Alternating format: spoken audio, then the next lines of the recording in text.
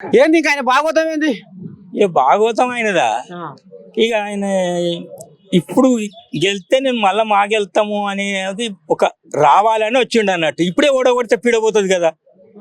మరి గెలుపు మాదే అని సంకలు గుద్దుకుంటారు కానీ కొడుకో దిక్కు అల్లుడో దిక్కు. ఇప్పుడు అదంతా వాళ్ళు చేసే పని అది. ఇప్పుడు చంద్రశేఖరరావు గెలిచేది ఏమున్నది అంటే ఒకే ఒక్క అస్త్రం అన్నట్టు, డబ్బు పెట్టి కొందాము అంత తప్ప ఇంకోటి ఏం లేదు.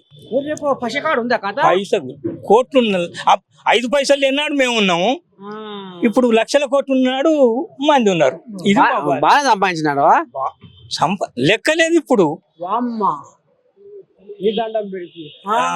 అది కథ.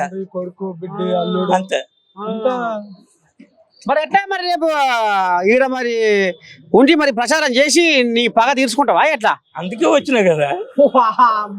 ఇది పగబట్టిన తాజ్బాబు లేకనే ఇక తరుము తట్టుండు బాగానే రేపు ఉరుకులో పెడతాట్టుండు. కాదు పిల్లగా నీ చేతనే తట్టలేదు, ఏడ తింటావు ఏడ వాంతావు ఎట్లా ప్రచారం చేస్తావు? అదే అందుకే ఇప్పుడు నాకు 84 ఏళ్ళు ఉన్నా, 84 ఏళ్ళలో కూడా వాడిని ఓడగొట్టాలి చేతనైన కాడికి అని వచ్చినా అంతే.